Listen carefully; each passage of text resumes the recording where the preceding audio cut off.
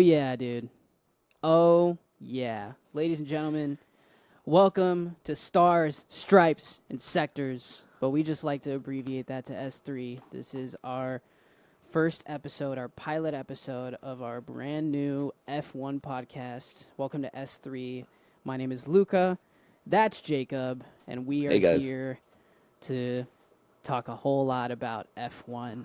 And so for this first pilot episode, we're just going to give you a bit of some background about us, why we're here, what kind of happened last season, what we're looking forward to, some of the rookies, some of the not-so-rookies, the vets that are still in the lineup, what we think about the new cars, and then talk a little bit about the driver's title, because it seems like it's going to be interesting for this year. And then you'll be seeing us for another episode where we talk a little bit about what happened at testing and give some of our spicy predictions. So, Jacob, would you like to introduce yourself first?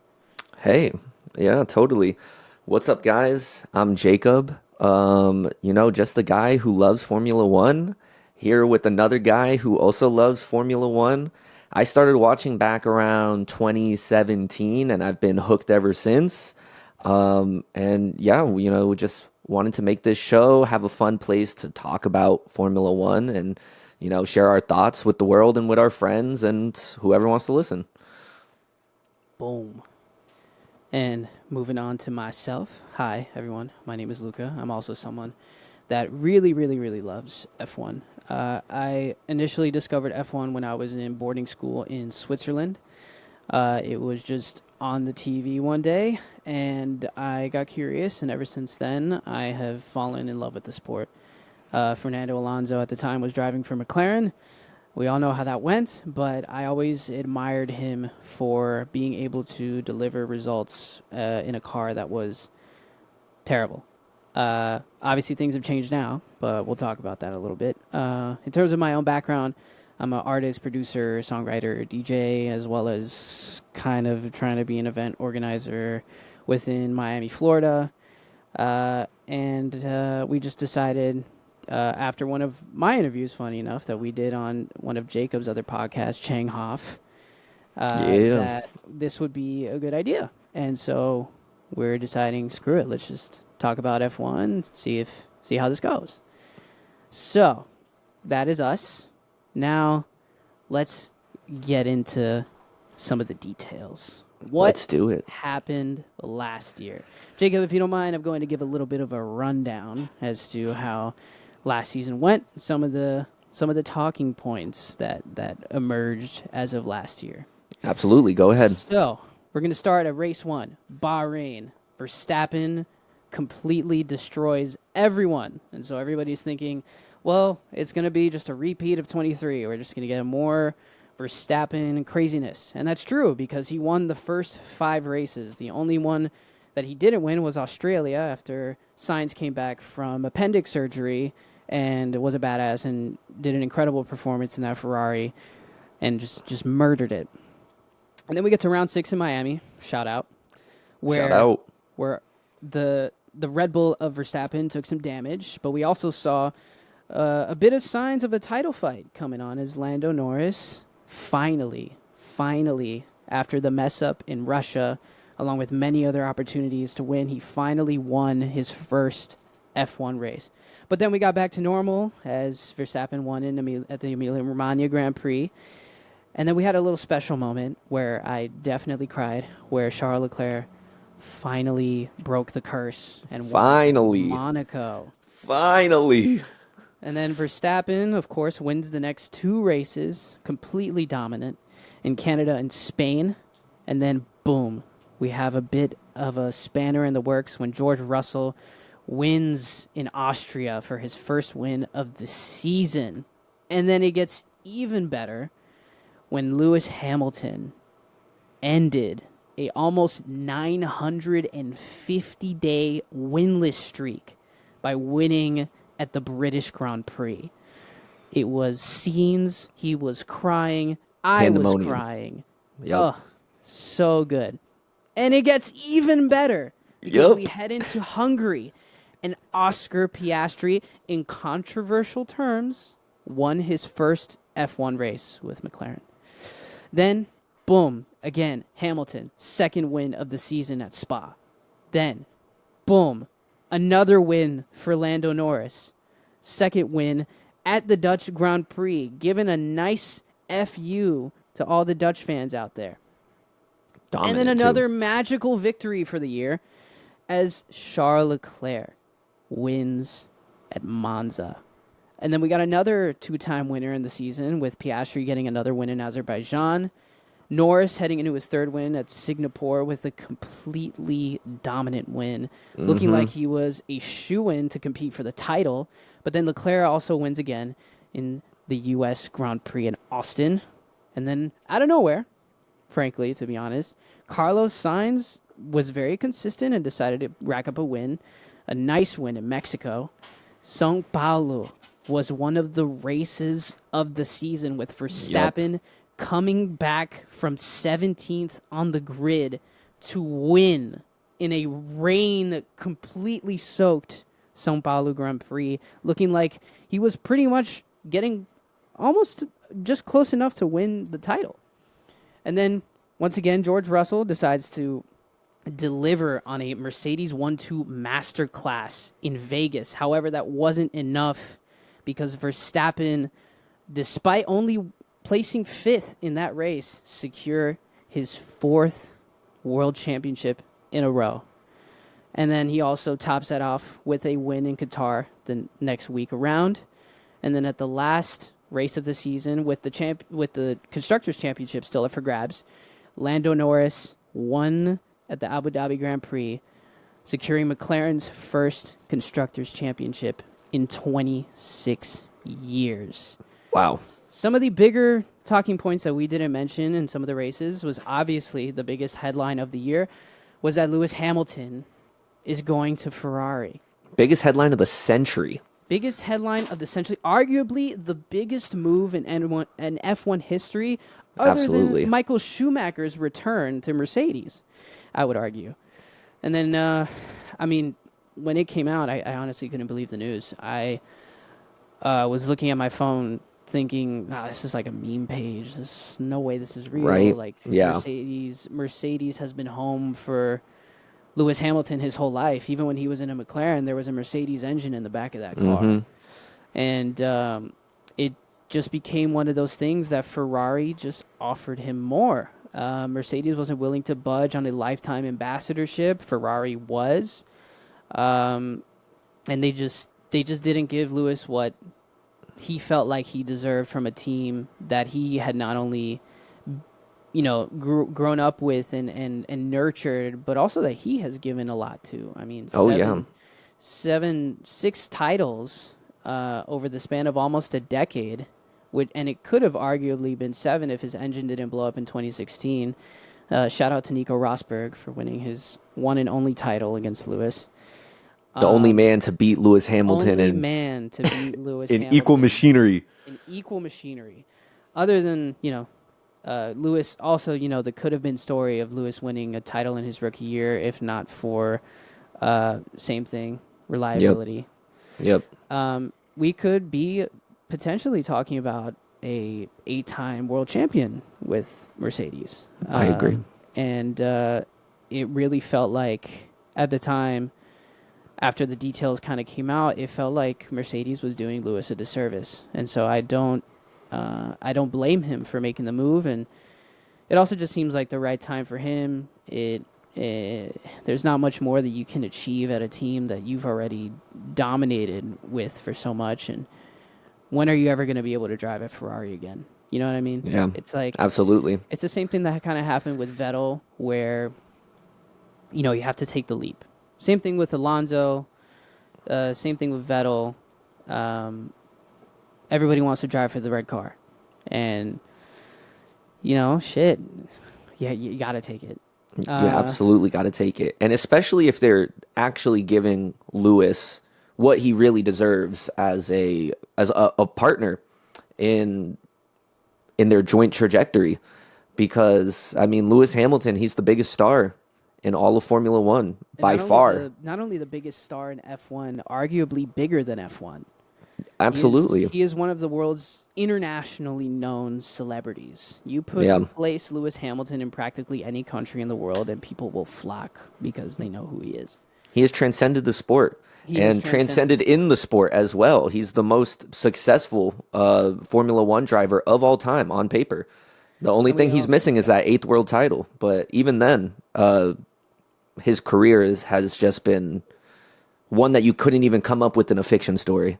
nope, utter legendary moments and just pure domination. And we also can't forget that up until last year, that Mercedes car and the direction that it was going in was subpar, to say the least. Absolutely.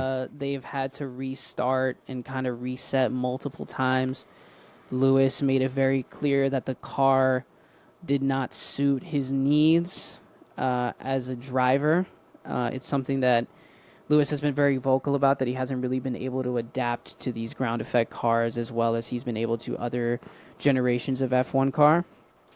And Mercedes slip-ups in development within the new cost cap era has shown that, maybe in previous eras where they could just fix the problem with money, nowadays it's just not as easy. And so Lewis has, very clearly struggled in that Mercedes car.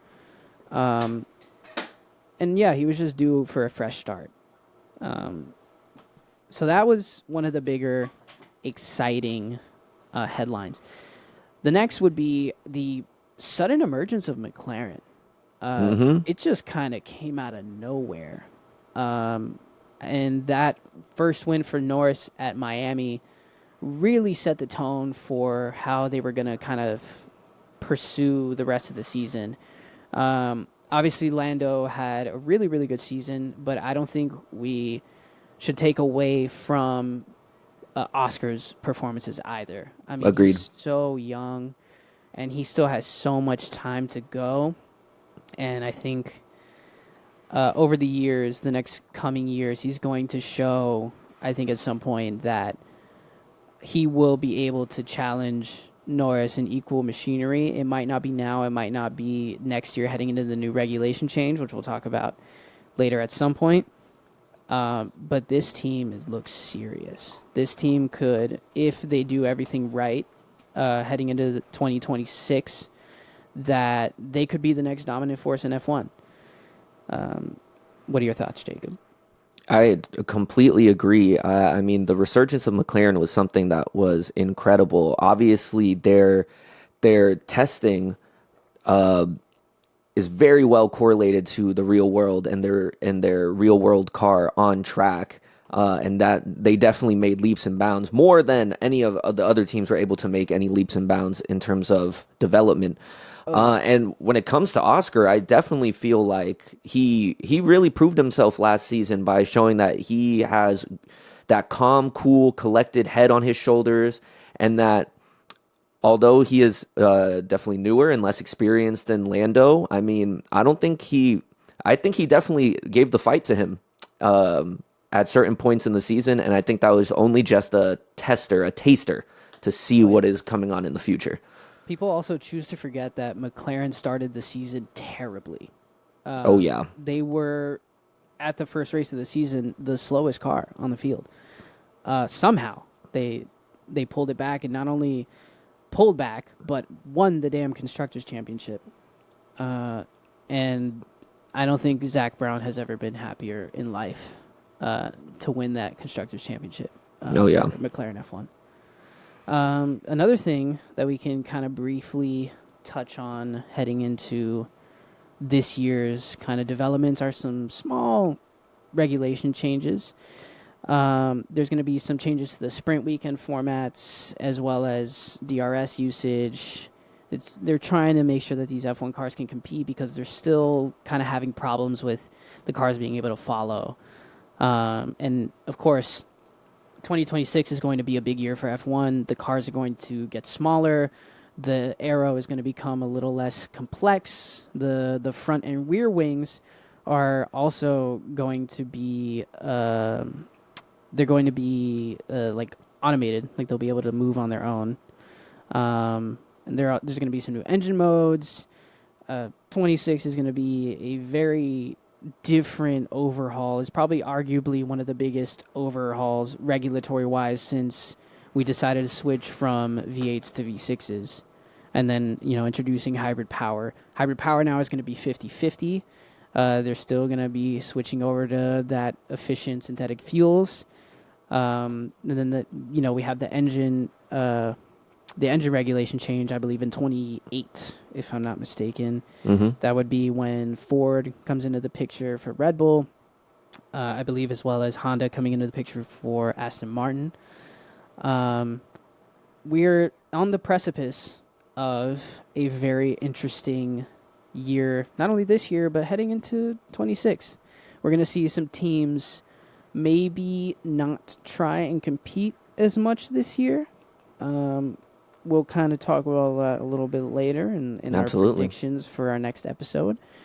And then we're going to kind of see these teams kind of go for a last hurrah. I think Red Bull will probably be one of those teams. The prospect of Max winning a fifth in a row is something that they're going to have on their minds, and I would be surprised if they don't, push for the limit and just, they're like, screw it, we'll figure it out in 26 and whatever. It's just Yeah. I just don't think that is the philosophy or the mindset of Red Bull. I think they're going to give it everything, and especially coming out of this preseason testing, where it seems that Red Bull is struggling, at least compared to the other top teams. I think right now, with a lot of hype around Lewis at Ferrari, McLaren just coming off of the constructors, all these new rookies coming in, that people have kind of shouldered Red Bull a little bit because they really haven't shown where they're at right now, at least on track, at race pace. Yeah. But I don't think that you can ever count out Max Verstappen. No, you can't. Never. He's shown that he can win a championship in every sort of circumstance. Absolutely. Well, we'll go a little bit more in depth on that later. Yeah. Right now, let's talk about the lineup a little bit. We have some new faces on the grid, Jacob. Some really young new faces. Very young. Let's kind of go in alphabetical order. Let's start with the young teenager, Andrea Kimi Antonelli. What are your thoughts on Mr. Antonelli, Jacob? Well, Kimi Antonelli, 18-year-old Italian driving for Mercedes this season. I mean, do I have to say any more? 18 years old, already making it up to the big leads of Formula One, already getting to a top team in his rookie season. This guy just got his driver's license, Jacob. Literally, he just got his driver's license, and he's driving one of the fastest cars in the world. I mean, it's ridiculous sounding, but it is true. I mean, obviously, he has huge shoes to fill, replacing Lewis Hamilton at Mercedes. And as good as he is on paper, as good as he's shown to be in the junior categories, I mean, and it's nothing against Kimi, he's not Lewis Hamilton. But we'll definitely have to see where he stacks up, especially against George, because George is a very formidable driver in his own right. But at the same time, what I've seen from George in the past seasons is that although he's a great driver, multiple race winner, he knows what it takes to win. I think he also does suffer from needless mistakes. Yeah, he's a little prone to getting succumbed to the pressure. Yeah. Let's talk about Australia, where he loses it behind Fernando Alonso on the last lap, crashes. Yep. Same thing at Singapore. It was like Singapore where he hit the wall. Norris got close, but he got even closer. And that didn't really work out for him, did it? Yeah. So all great to George. Going back to Andrea Kimi Antonelli, I think he has big shoes to fill. He has a lot to prove. But it seems so far from testing that he seems comfortable in the car already. and not only comfortable, but comfortable taking it out to the limit that the other drivers weren't really hitting. That man was riding the curbs like a beautiful wave in Hawaii. I have not seen a man hug a curb more than Andrea Kimi Antonelli. This kid is electric. This He kid is exciting. I don't think, and people also forget that they have been preparing this kid to take up this role for many, many years. This kid has been testing multiple Mercedes cars, driven thousands of kilometers. He's probably the most prepped rookie for this transition on the grid, probably other than Oliver Behrman. We're going to talk about Oliver a bit later, but this kid, I think this kid is going to be, it's going to give like Leclerc at Sauber vibes. Like he is just going to deliver some results that people are going to look at him and be like, this kid is the future. This kid is going to compete. I think he's more than ready for this. I think he seems calm. He seems really fast based on the runs that we've seen at testing, as well as just being in a capable Mercedes car. This Mercedes car this year, they decided to not be selfish and change shit up and try and figure it out. They seem to have found the winning formula this year. And if they develop it properly, like they have failed to do a couple of times already, this team could be serious. And that driver pairing of Russell and Antonelli, other than Norris and Piastri, is probably the best pairing on the grid. I think we could even argue that at this point. I think that's. I don't think that's crazy to say. No, I don't think it is either. Now, okay, moving on. The next man on our list, Oliver Behrman. Let's talk about the young Ferrari prodigy. Now racing in a Haas car alongside the infamous Esteban Ocon. Yes. Interesting lineup. But let's talk about Ollie Behrman. 19 years old, another incredibly young driver from the UK, driving at Haas, as Luca had said. Last season, he raced for 2 different teams and scored points for 2 different teams, which is an awesome feat. A great little milestone for Ollie Behrman, and definitely he proved that he was able to compete in Formula One in both of those stints. 100%. I don't think that you could say anything else about him. Him being at Haas, I think personally, doesn't fit Behrman. I think he should have been chosen at a different team, but that's just me. I think he's going to do good. I definitely think, though, he's going to struggle being Esteban Ocon's teammate. Because as we know, Esteban, infamous, he's fast. Let's not get it twisted. Esteban is fast when he wants to be. But he's also one of the most aggressive drivers in situations where you don't need to be, and especially against his teammates. His elbows have elbows. Yes. And those elbows got razor blades on them. Oh, yeah. Yeah. Ocon can either be your best friend or your worst enemy. I feel like, there's this saying that people use in other sports where they're like, you would love to be his teammate, but you would hate to play him every night. I feel like people don't like him whether he's your teammate or not. Yeah. And that's kind of always been the thing for Esteban, and I do feel for him in a way because he's, in terms of F1 stories, he's one of the most inspiring on the grid. He came from nothing, literally zero. No racing heritage, no money, nothing, and he made it, which in a way probably prompts his attitude, but we're not talking about Ocon right now. Let's get back to Oliver Behrman.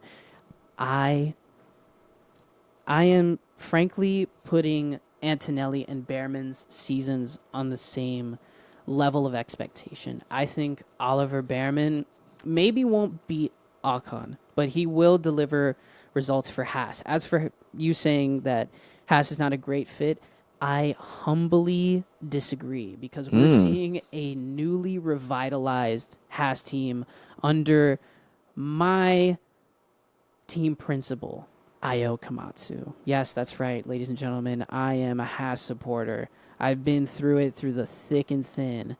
I went through it with the Rich Energy thing. I have a mug in my kitchen of Rich Energy Haas F1 team.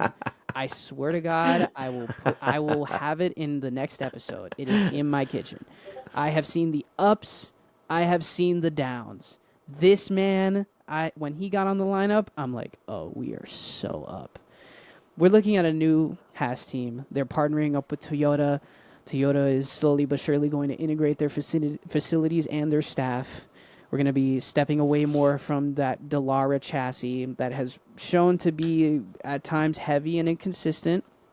We're going to be, moving away from the Ferrari philosophy. We decided to not adapt this year's Ferrari suspension, which is an interesting move. But I assume that they are doing that because they just want to have consistent results and consistent development for this year before they move on and build the 26 car. Mm-hmm. This team, honestly, is going to be an interesting one for me. In terms of Behrman himself, like I said, I think he's going to be electric. I think he's going to have a couple of standout performances, a couple of standout points, scoring performances. And occasionally show that he is not just as good as Ocon, but maybe even better. And he is just getting started. So the Haas car is looking good. Behrman is looking okay, but kind of similar situation as Antonelli, where Ferrari have been nurturing him and developing him and getting him those hard required miles in the F1 cars. And compared to some of the other rookies on the grid, I would say that Antonelli and Behrman are just on par in terms of preparation. So I think he's ready for this. That race in that Ferrari last year has truly, truly, truly shown me that even without all the preparation that he's gone through over the course of last offseason, he got in that Ferrari car last minute with no prep and got 6th, was it? 7th? I think so, yeah. 6th or 7th, yeah. That's crazy. That's insane. Crazy. And it was at Saudi, wasn't it? Yeah. Which is arguably the most dangerous track in the world, especially in an F1 car. It's tough. For that kid to get in that damn Ferrari and get 6th is a feat. I can't do that. You can't do that. No one listening to this can do that. Nobody. Only the great Brit Ollie Behrman can pull off a feat because he was ready. He made his own luck and he earned it. And now we're going to see him in a Haas car for one full season. And I'm excited. I think my lovely Haas team are going to pull off a good year. I think we're going to do pretty fucking good. I think we're going to do good. And then as for next year, we'll see. But I'm feeling optimistic for Ollie Behrman. Moving on to our current F2 champion, Gabrielle Bordoletto. Yes, my fellow Brazilian, Gabrielle Bordoletto. He won in F3 the year prior. He won in F2 the year after that. And now we are seeing, for the first time since George Russell, a consecutive junior Formula champion winner in an F1 car.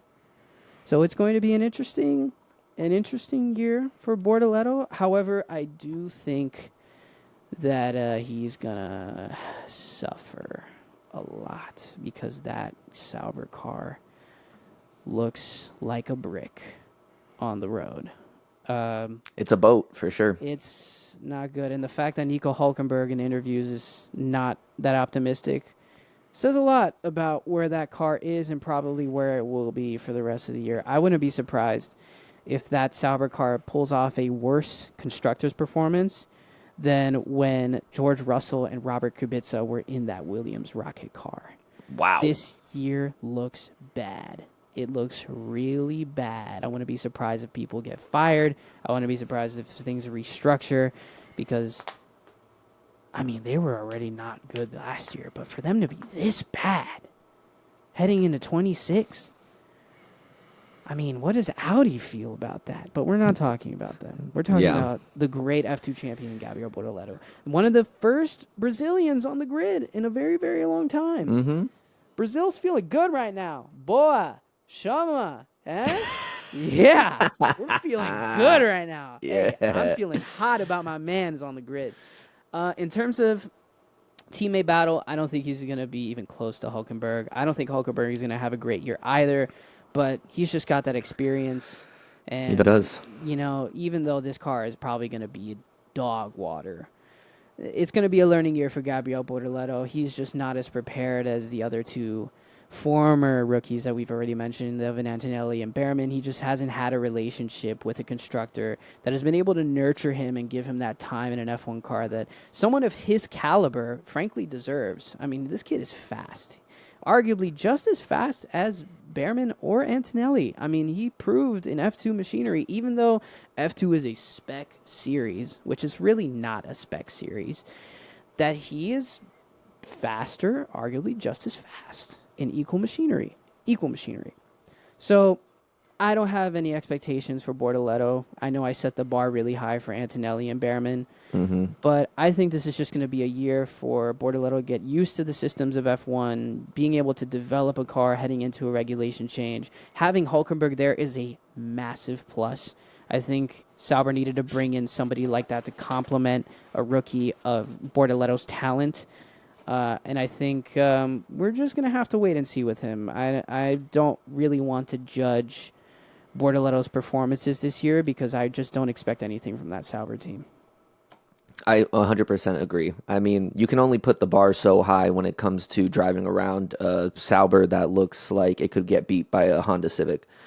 And it looks like it looks like a highlighter that got dropped into some oil. Yeah, it's not looking good.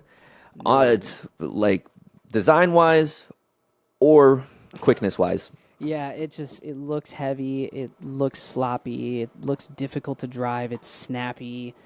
It's not going to be a fun car to drive for Gabriel Bordoletto or Nico Hulkenberg, but I think this is just a year to sit back and relax when it comes to his expectations. I don't want to judge him too much.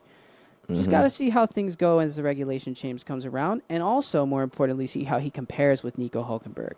If he can compete with somebody of his caliber and experience, I think that says a lot, and at that point I can commend his season. He probably won't be, faster than anybody else, maybe occasionally compete with a V-Carb car that also looks close to being just as bad. But, if he can compete with Nico, I'll give him a round of applause. But if he just doesn't do as well, I wouldn't blame him either. That car looks terrible. Yeah, absolutely.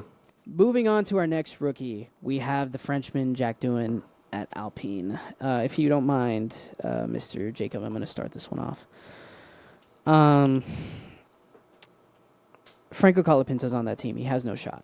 I think Jack Doohan will not live up to the expectations that maybe Alpine have set for him, and I think they've made it very clear that they're not confident in him. It's going to be a rough one for Jack Doohan, and I honestly wouldn't be surprised if we see him dropped halfway through the season. I don't think that's a crazy take whatsoever. I mean, I want to see Jack Doohan do well. 22-year-old Australian driver, Alpine. Yeah, he deserves a fair shot. Alongside Pierre Gasly, for sure. He deserves a fair shot. And then, obviously he made a debut in 2024 at the Abu Dhabi Grand Prix.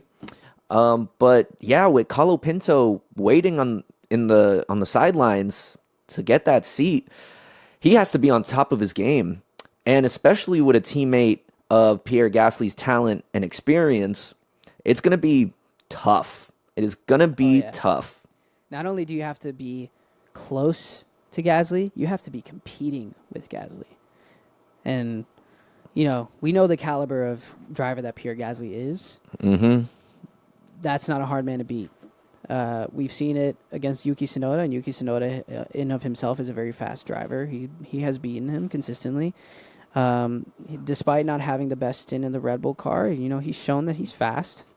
It just doesn't look very good for Jack Doohan right now. And I honestly feel bad that he's in this position. I don't think it's something that he deserves. He's young. He has a long racing career ahead of him. And, he just deserves to be treated better. And I feel bad. I really do. But that's kind of the nature of F1. We have these crazy scenarios happen all the time. I mean, the Red Bull driver carousel has always been a talking point for the past 10 years, ever since Daniel Ricciardo left for Renault that first time. It's just he didn't put himself in the best spot. It's just a sad reminder of how ruthless the world of Formula One is. I mean, 7 billion people on the planet, and there's only 20 Formula One drivers. I mean, it doesn't get more exclusive than that. And then we move on to the last rookie of the bunch, which before this episode I forgot about. I'm not going to lie. Isaac Hajar, the fiery rookie coming out of F2. Kind of similar to Bordoletto. I don't really have that many expectations for Isaac Hajar. My question was, more than anything heading into this year when they announced the lineup, is that why is Yuki Tsunoda still in that V-Carb car? More than anything. But I'm not surprised that they picked up Hajar. It was going to be, somebody was going to have to go up to the Red Bull squad, whether it was Yuki or Liam. And, Hajar was at that point probably set to be there regardless of who left. They just needed a development piece there. I personally don't think he's going to be even close to Yuki Tsunoda. He's shown that he has the caliber and the speed, and he's calmer now, much calmer than he was when he started his F1 career. He's got the composure. He's got the minerals. He's helped develop this car, even though the car also looks not great either. I don't think it's even close. I think it's the same thing as the Bordoletto situation. We just got to sit back and wait and see because this car is just not good enough to compete. And like I said, kind of similar. I'd be happy if he even competes with Yuki, but I also wouldn't be surprised if he has a terrible year. I mean, I have to agree with you. Isaac Hajar, 20-year-old France / Algerian driver coming up. Spicy mix. Spicy mix. It just seems like, I don't know, all through Isaac Hajar's career, I haven't followed it closely, but I do know enough that he's always seemed to be half a step behind. Talented, quick, don't get me wrong. Obviously, he made it to Formula One for a reason. But it always just seemed like he is half a step behind, just narrowly missing out on the F2 championship. And besides in a crash that, he caused himself. Yes. Great point. And besides that, and that incredible save in Monaco. That was crazy. That was inhuman. We'll throw a clip somewhere at some point. Yeah, I'll throw a clip in because that is just something that you can't even believe that you see with your own eyes. But besides that, there's not really much that I can really report on Isaac Hajar. I mean, I hope he's competitive, but just like Luca said, against Yuki Tsunoda, which he's quick, he's experienced, he is calm, cool, and collected now, which I think is even more potent now, knowing how fiery Yuki was at the beginning. That it takes a lot of work to be able to gain that composure, and also like Luca said, that RB car, that Racing Bull car, is not looking the best, but we'll see. We will see. Let's just briefly touch on the rest of the lineup because there have been some driver changes. Mm-hmm. We still have Pierre Gasly in the Alpine. He convincingly did some dirty work to Esteban Ocon and got him out of there. He's looking good. He's looking fresh. He's looking to finally lead a capable F1 team on his own. I think this year for Gasly, seeing how that Alpine car looks is going to be a good one. He looks like he's going to be fast. He looks like he's going to be competing. I wouldn't be surprised if not only if he gets a few podiums, but maybe 1 or 2 wins this year. Wow. 1 or 2? 1 or 2. Interesting. Okay. 1 or 2. I mean, they did pull it off last year with that insane 1 and 2. So, look, okay, I won't put it past it. All right, who's next? We got Lance Stroll. The everyone's daddy's favorite money Nepo baby man. I have a lot to talk about Lance Stroll later. He's not going to be good enough. He's not been good enough for a long time.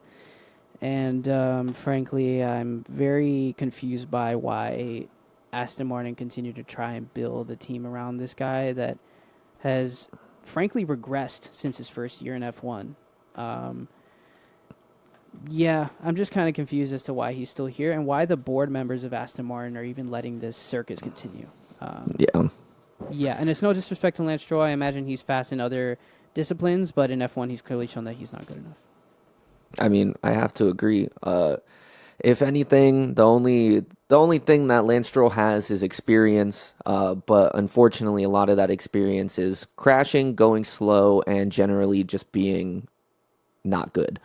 But hey, all good luck to Lance Stroll. And father Lawrence Stroll as well, because I don't have that much faith in this Aston Martin team. As we move on to his number one driver. Yes, Lance Stroll's not the number one. I don't care what anybody says, regardless of how much Lawrence pays to buy out Aston Martin. Fernando Alonso.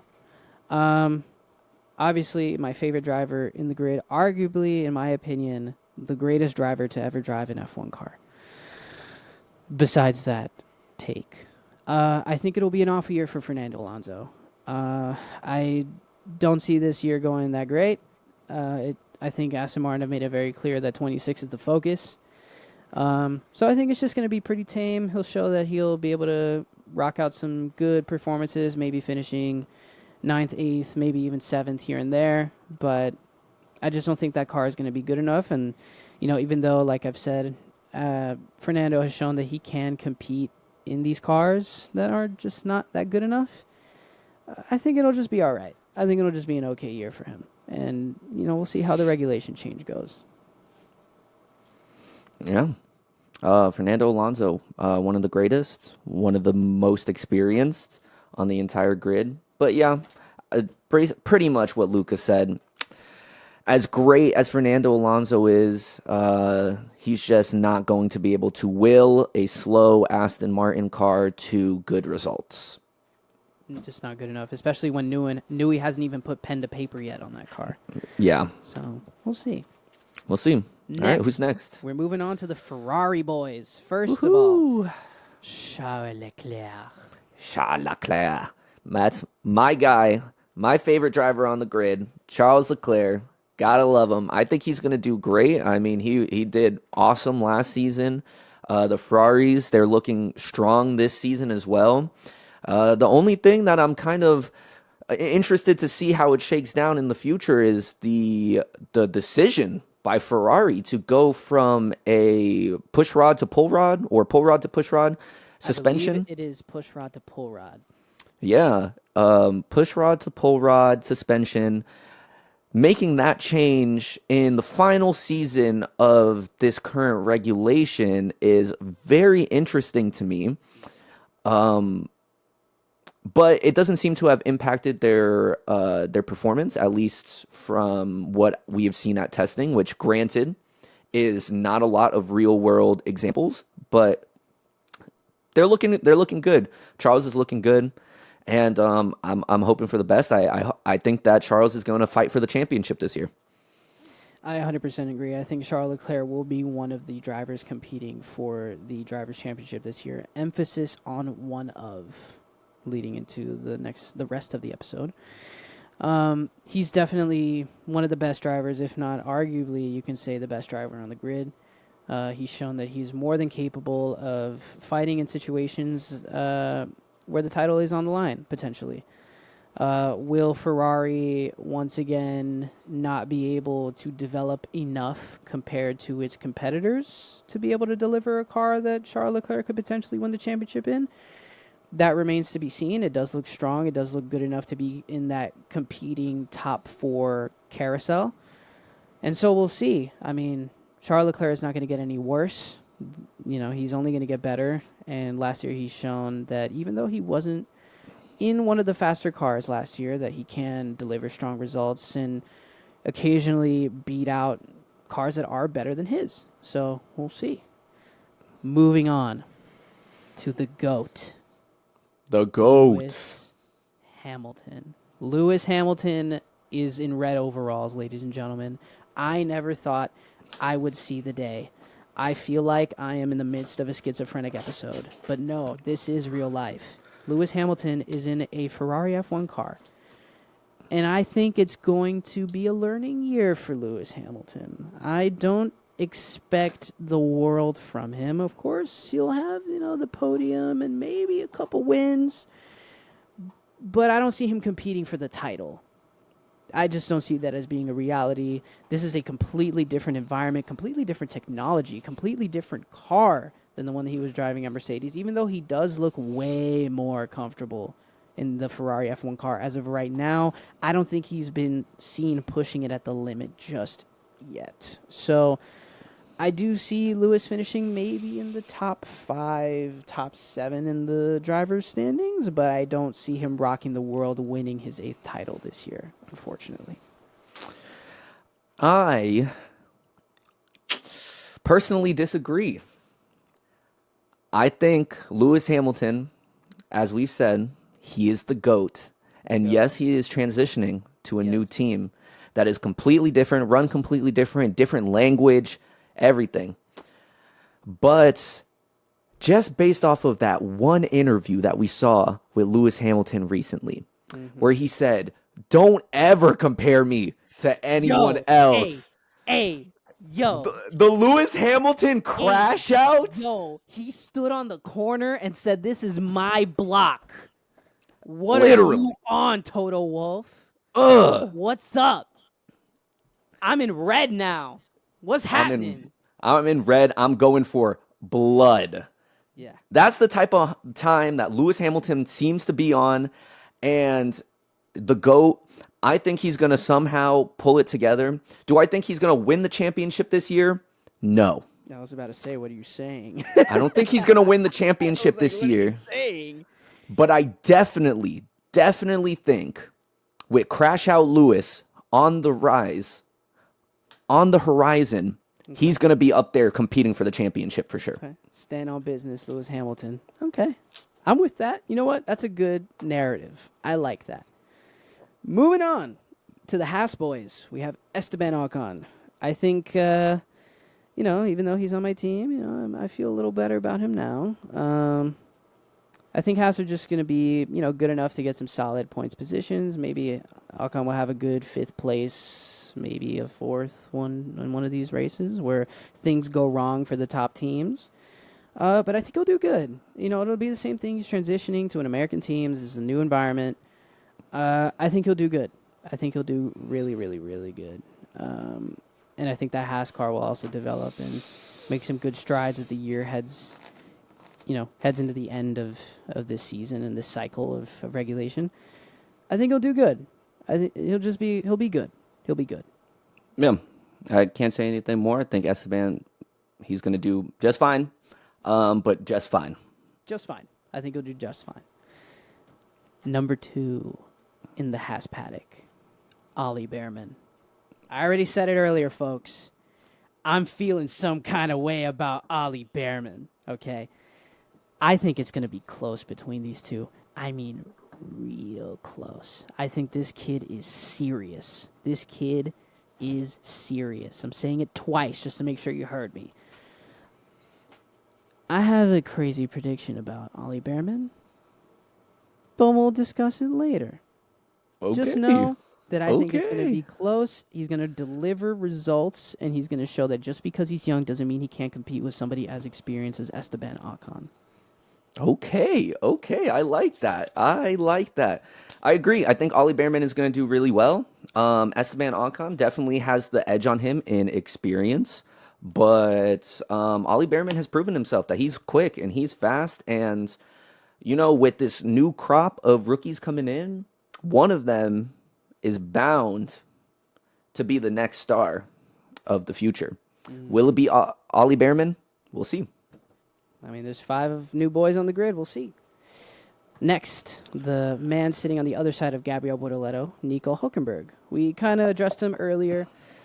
I think it's just going to be a good enough year for him in a very slow car. I think that's all you can really say, considering the package that Sauber has right now.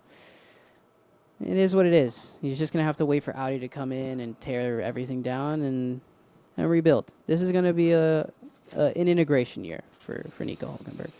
I think he'll do better than Gabrielle, definitely, but he's just going to help develop that next car, and he might be in the back a lot, but that's kind of it. Yeah, he'll be doing okay. He'll do what Nico Hülkenberg does. He'll deliver decent, maybe even better than decent results in a very slow car, and that's kind of what we'll get. Yeah. Yeah. McLaren boys, but we begin with the young Kiwi, right? He's not Aussie, he's Kiwi. He is Kiwi. The young Kiwi, Oscar Piastri. Wait. I'm sorry, he is Aussie. He is Aussie. My bad. He is the Aussie. young Aussie, Oscar Piastri. Ooh. Oh yeah. One of the McLaren boys, baby. Yeah, we kind of mentioned it a bit before. He gave a step up last year. Do I think he'll be able to get that extra step to be able to compete with Lando? I don't think so this year. That remains to be seen. But, I mean, he'll obviously be able to contend with all the other big hitters in the rest of the field. It's just Lando at this current point in his career is just at a different level. He's clearly a championship contender, and Oscar he's still young. He has a long way to go, but he'll definitely be up there, racking a couple wins, podiums here, pole there. He's going to be competing consistently at the top this year, for sure. Absolutely. I couldn't have said it better myself. Oscar Piastri, he definitely is a contender this year. I don't think you can count him out. I think especially last year with his teammate Lando Norris being in the title fight during the middle of the season, and still competing, still getting his elbows out, and really racing hard. His teammate and the rest of the field, I think he has shown that he has the head on his shoulders to really go after a potential championship. But like you said, do I think that he's going to be in contention at the end of the season for the championship? Probably not, but very bright future ahead for that kid, for sure. Oh, for sure. He will be here for the long haul. We'll be talking about him 10, maybe even 15 years from now, depending on how long he wants to be in F1. Yeah. And then, of course, the main man, Lando Norris.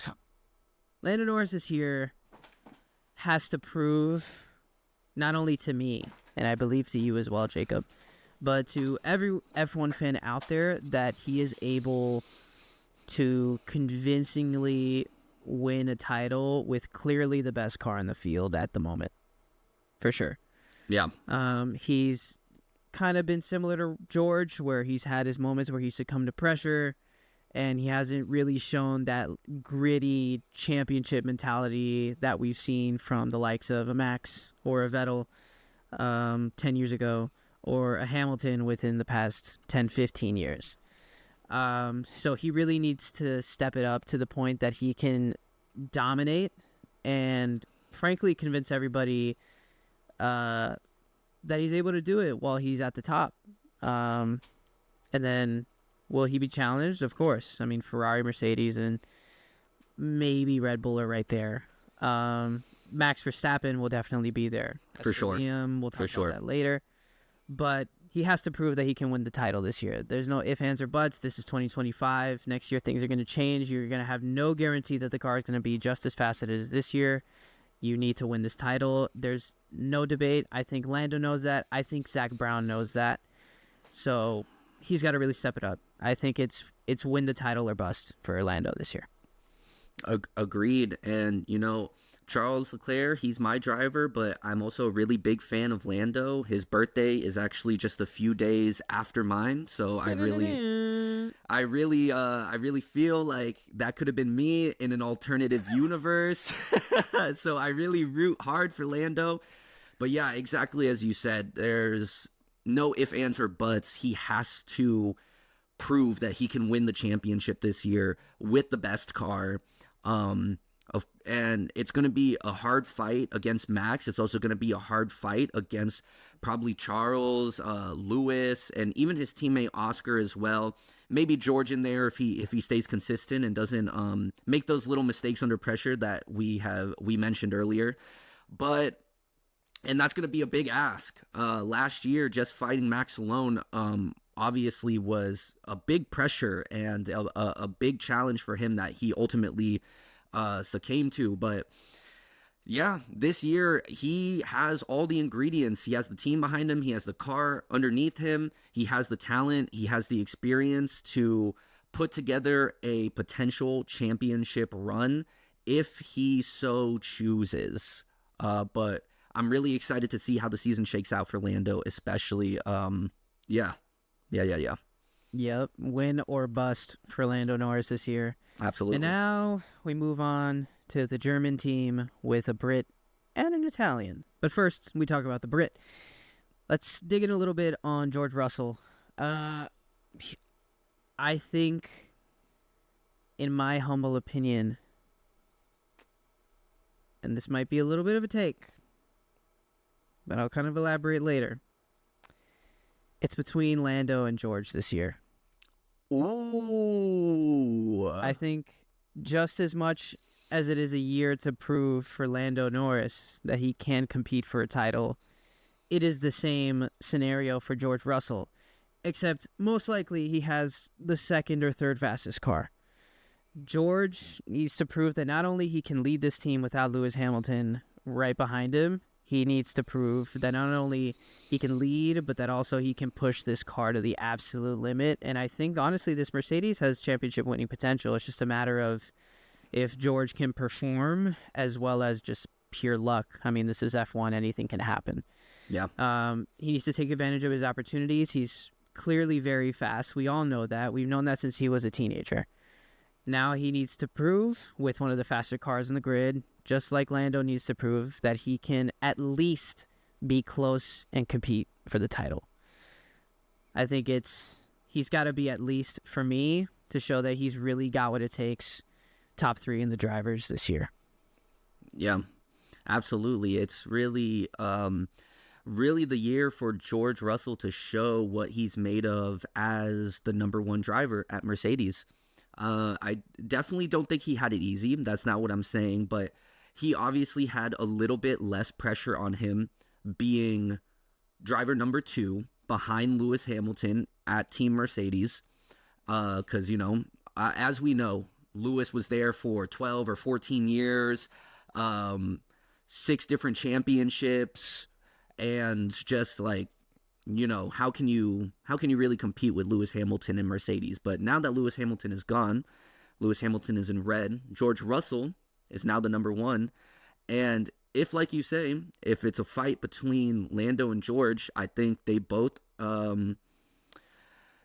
definitely have the potential and the talent and the experience now at this point in their Formula One careers that they can fight for it. And I think actually Lando and George probably suffer from similar things as we were talking about earlier, where just like moments of judgment lapses under pressure and just like ruining races, and usually at the last lap, which cannot happen this year if either one of them want to contend. George Russell, personally, I don't think George is going to be fighting for the championship once we get down to the tail end of it. But he'll definitely put on a good fight. I definitely think George is going to get a couple of wins this year. For sure. And we'll do good. And I really think that George's performance will be heavily influenced by Kimi Antonelli's performance as well. Because if Kimi comes in and starts wiping the floor with George, well, that's going to put a spanner in the works for this entire prediction and probably Mercedes' entire season. I completely agree with you. It has to be George's year at Mercedes. He has to convincingly stand out 100%. I also forgot that we already talked about Kimi, so well. Yeah. Skip over Kimi. We already talked about Kimi. Yeah. On to the next team. Next peep, we have our favorite future restaurateur, Mr. Yuki Tsunoda. Yuki! I feel for Yuki. I think you should be wearing a different set of overalls, in my opinion. 100% agree. We look back at last year, and he's the guy that should be next to Max Verstappen. But hey, I'm not Christian Horner. I'm not Helmut Marko. Maybe I don't know better. I'm just a guy behind a microphone that likes to banter about F1. The only thing that I have to my name are amateur karting trophies. But hey, trophies are trophies. Am I right? A win is a win. A win is a win. Let's talk about Yuki real quick. I think Yuki needs to completely convincingly destroy Isaac Hajar. He has to make it very utterly clear that he is the guy, and more importantly, it also shows the other teams that might be open for the market next year that he is more than capable of taking it to the next level of at least bare minimum being at a best of the rest level team. Yuki Tsunoda is not somebody that deserves to be at the bottom of the grid, and I think a lot of people are very aware of that. So if this is the year that you got to have a breakout year, it's got to be this year for Yuki Tsunoda. He's got to really, really, really prove that he shouldn't be second fiddle to somebody like Liam Lawson, who didn't really have to do much to convince the Red Bull higher-ups that he deserves to be number 2 to Max Verstappen. So I feel Yuki needs to really prove his worth and, kind of give Red Bull the big FU. Totally agree. But I think it even goes farther than that because, as we know, the Red Bull second seat seems to have a curse on it. Yes. If you're not Max Verstappen, you are not getting the most out of that Red Bull car for whatever reason. Whatever reason it is, the second driver, that second Red Bull seat is always a tumultuous one. And I think, especially coming off of last season and seeing how poorly Checo did in the same car as Max Verstappen, who did end up winning the Drivers' Championship, I think not only does Yuki have to absolutely wipe the floor with Hajar this season, I think he has to compete or even beat Liam Lawson in that Red Bull seat for him to really put his sign in the window and say, get me into that seat. That is going to take a lot considering how that Racing Bulls car looks. But we'll see if Yuki Tsunoda can really just unlock that fire in him in a way that is constructive instead of destructive as we've seen in the past. And unfortunately, he's stuck in that car, and I feel even worse for Yuki because not only has he proven himself that he can make that leap up to Red Bull, at least in my opinion, it's just those pesky Formula One politics that have kept him in that seat at Racing Bull. If it wasn't this whole Honda sponsorship thing that was going on that is backing Yuki, I'm not exactly 100% clear on the specifics, but if it's not for these pesky F1 just rules, he would definitely be in that seat instead of Liam this season. Yeah, I don't know why Red Bull are so apprehensive. It seems like they're, for some reason, have just not been a fan of his attitude for whatever reason, even though he's shown some clear growth, at least from the outside looking in. But, a year to prove for Yuki Tsunoda. Absolutely. Now, let's go from Little Bull to Big Bull. Mm-hmm. The man of the year, the back-to-back Formula One champion. Let's talk about Max Verstappen. Maxi boy, the Dutchman. Max Verstappen so far has won the F1 Drivers' Championship in every possible scenario. He's won it at the last race. He's won it dominantly, just utter destruction. He's won it with not the best car, but a car just good enough that he can adapt and be able to take the lead and beat somebody, and, well, frankly, a couple drivers that had better cars than he did. This year, this car is not looking as good, clearly. Yeah. It's definitely more of an evolution rather than a revolution of last year's car. And that might bite Red Bull in the butt. We'll see. If Max Verstappen wins 5, this, in my opinion, would cement him, to me, as the greatest F1 driver to ever step foot in an F1 car in the modern era. Wow. By far and away. Because he won it in every possible scenario at that point. Yeah. And Lewis, I mean, I'm not taking away from his 6, but he was that car was just so far and away just better every single year. 8 years straight of just Mercedes debauchery. They could have put in a bloke in the alleyway and they would have won the championship. That's how good that damn car was. Mm-hmm. I am not taking away from Lewis Hamilton. That is just fact. That car, those cars for that era were just brutal. And now with the cost cap, the F1 grid is closer than ever. We're looking at cars that are less than a second in deficit to each other. Mm-hmm. Max wins five in a row. I mean, what else can we say? What other argument is there?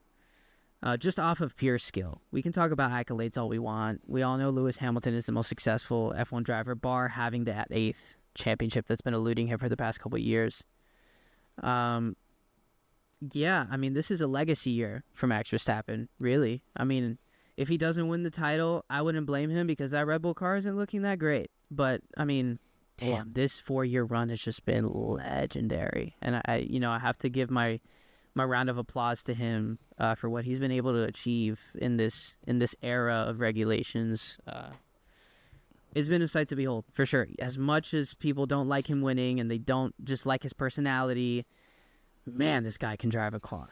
Wow. Can he drive a car? And out of everyone on the grid, he is far the most psychotic about racing. I mean, look at the whole, drama, which shouldn't have even been drama, last season about him doing sim racing just a few hours before he has to be on the grid in a Formula One race. But, I mean, that guy, he just eats, breathes, and sleeps racing. It's just in his blood, in his DNA, that he just can get into a car and drive it fast.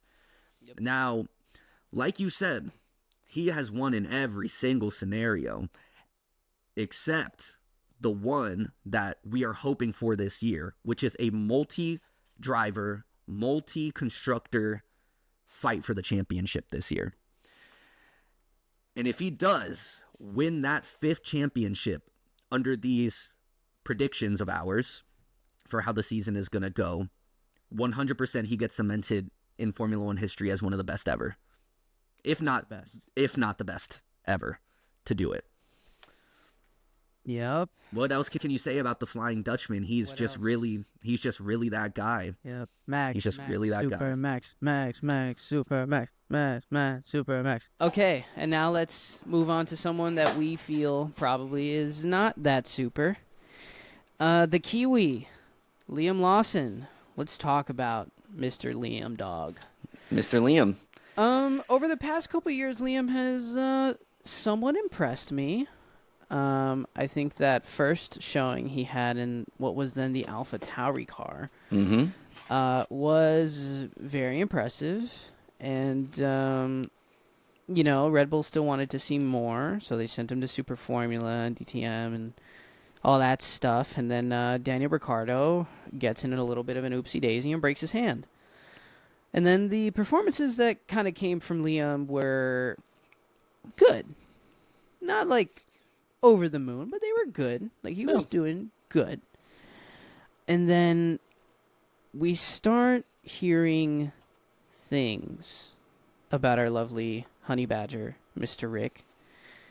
It seemed like he was going to leave, which was interesting that it just kind of happened. Yeah. And then Liam comes in the car and, in my opinion, didn't get convincingly beat, but he got beat by Yuki Tsunoda. And from my perspective, it felt like Yuki, as we've said many times over this past little bit of the podcast, that Yuki should have been the one to get in that car next to Max Verstappen. However, Christian Horner and Dr. Helmut Marko disagree. So now we have a pairing of Verstappen and Lawson at Red Bull Racing this year. Liam needs to show that he will not succumb to the deadly curse that is that Red Bull second seat. We have seen many fall victim since Max Verstappen, at the ripe age of, I believe, 16 or 17, got into that car. We have seen the likes of the great Daniel Ricciardo in his prime leave that seat. And then from then on, it's been a carousel. We've seen Pierre Gasly, who is one of the most established F1 drivers on the grid now. We saw Daniel Kvyat, Daniel Kvyat. Yeah. We saw Alexander Albon, who has shown himself to be capable, maybe not top team capable, but capable. And then we have seen Sergio Perez, which initially we were like, God damn, we're so up. Sergio's looking good. He's doing his job. Mm-hmm. You could arguably say that if not for Sergio, he might not have won that first or second, maybe even second title. And then all of a sudden, with this new regulation change, Sergio just falls off a cliff. Yeah. Bad. It's like a stone tied to his ankles, and he just keeps sinking. And so they, despite extending him, kick him out. And then, ergo, Liam Lawson. So, for the past almost 10 years, closely, this seat has been one full of controversy and opinions. And we know that Max Verstappen is an enigma. That man can drive anything. But damn, that car is hard to drive. And we've seen it. And Red Bull have been very selfish when it comes to their development path. They don't care about drivability. They only care if Max Verstappen is fast enough to win. And that has unfortunately cursed the people that have driven that second seat. And so if Liam can prove that he is the outlier, and I'm not even saying he needs to compete with Max, I'm just saying he needs to beat everybody else that is competing with Max. At least consistently taking away results from Ferrari, from Mercedes, to really solidify that he would be able to contribute to that Verstappen Red Bull ecosystem. I don't need this guy getting like 9th in the Drivers' Championship. Because then at that point, he'll probably get swapped out in the middle of the year if he's doing results like that. So he really just needs to, walk that walk. This guy's been saying that he deserves to be here. Show that you deserve to be here. Absolutely. Liam Lawson, he's a capable driver.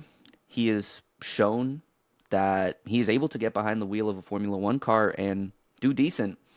Now he's up to the big leagues, up against the monster Max Verstappen in his prime right now, in a Red Bull car that not only is not easy to drive to begin with, but is also not even looking that good this year. So, Nope. Exactly like you said, he really has to play that second fiddle and really play the team game and be able to play that team game in order to retain that seat. If not, he will get the chop that Red Bull is so famous for doing halfway through a season. And who knows, maybe Yuki gets that step up halfway through the season if Liam doesn't perform. Who knows who would get that seat?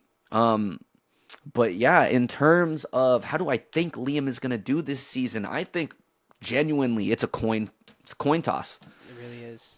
It's It a really coin is. toss. That Either car he doesn't look good right now, but maybe he'll adapt and the car grows over the year and he's able to deliver results.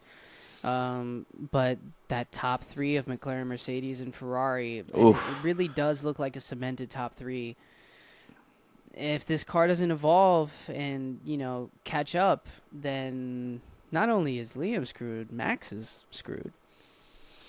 Yeah. I think Liam, this season, he really, really just needs to fight to get to that 2026 regulation change, because that'll give him, at least I think that would give him some breathing room, some breathing space, where he knows everyone is on the same page as him. Like, we're all starting this new season, new car, new regulations. Everyone has to get used to it. Everyone has to adapt, find their way. And I think if he could just make it to that 2026 season, he'll be good. But it's really sink or swim for Liam this season. I guess you can say he has to drive to survive. Boom.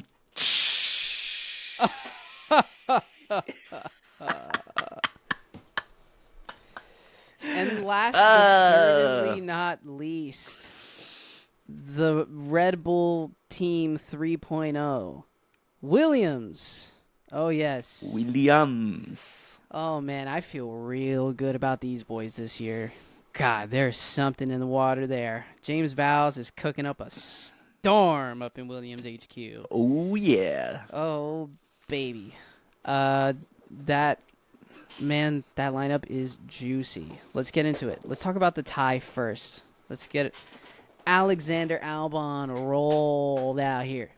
Oh, yeah. This is going to be a deciding year for Alex Albon. This is going to really show if he can definitely compete with the best of the best. Because now we don't have, shout out to our local Palm Beach boy, Logan Sargent, in the second seat. We also don't have a very capable Franco Colapinto, which was a surprise, one of the surprises of the year last year, that did end up competing with Alex, even though he was only in the car for about 6 months. So now that we have somebody of the caliber of Carlos Sainz, we're going from 45 ACP to 50 cal here, Jacob. This is going to be a real gunfight. So Alex needs to show that he's got the speed, he's got the guts, and he can deliver the results that will really elevate Williams into that conversation of essentially that they're so back. I mean, we've been waiting for that Williams comeback ever since they got taken over by Dorilton. They have this massive injection of money, and they have yet to kind of show that they're doing something with it, other than the tail end of last year that they were really putting in some good results. And it seems like this is a year of revolution for Williams. And if Alex can be at the forefront of that, I think he'll be good in F1 for a very long time. Yeah, absolutely. Alex, I think he's in a very unique position this season, at least in the Williams ecosystem, where this is the first time where he has a teammate that is really competing with him. Because before, his teammates weren't up to his level. Let's just say it as it is. 100%. His teammates just weren't up to the level of Alex, and Alex has definitely been the number one driver at Williams ever since he stepped into that seat. But now you got Carlos Sainz Jr.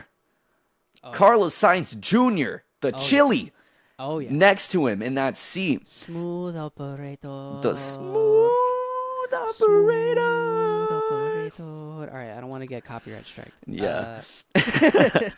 But yeah, he has Carlos Sainz as a teammate this year. So Alex really has to prove that he is still that number one driver at Williams, which is going to be a tall task coming from Carlos Sainz, coming from his time at Ferrari, where he was putting in wins. And honestly, as much as I love Charles, I think Carlos Sainz outdrove him at many points last season. I agree. I 100% agree with you.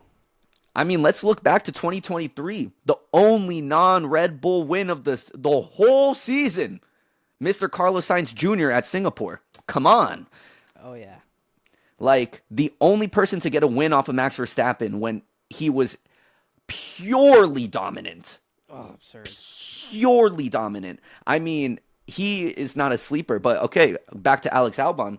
Alex Albon is a very capable driver. He has flashes of brilliance throughout the season. Look at that double overtake at Canada. Oh.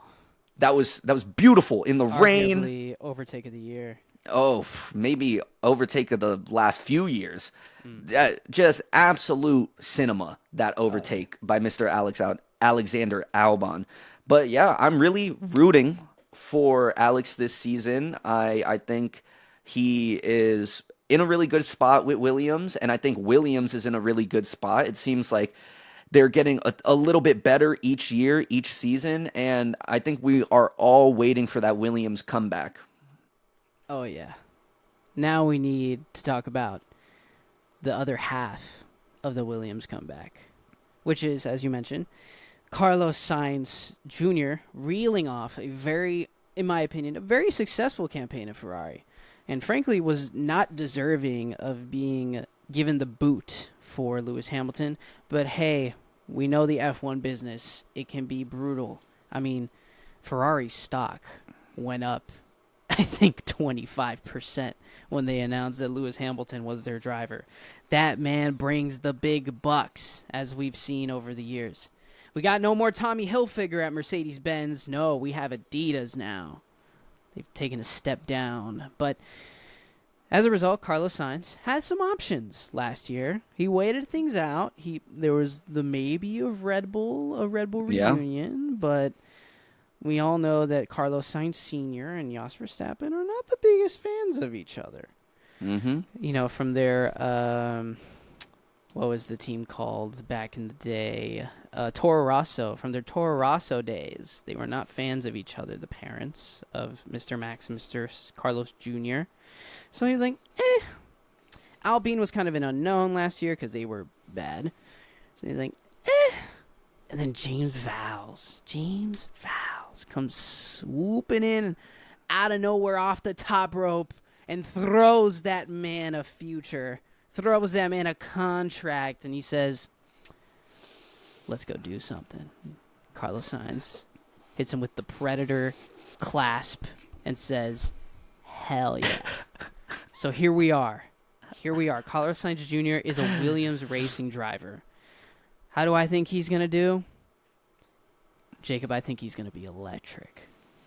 We're talking about absolute cinema earlier. Yeah. This man is going to be absolute cinema. Dare I say, he might win a race this year. Dare I say, this man would win a race this year.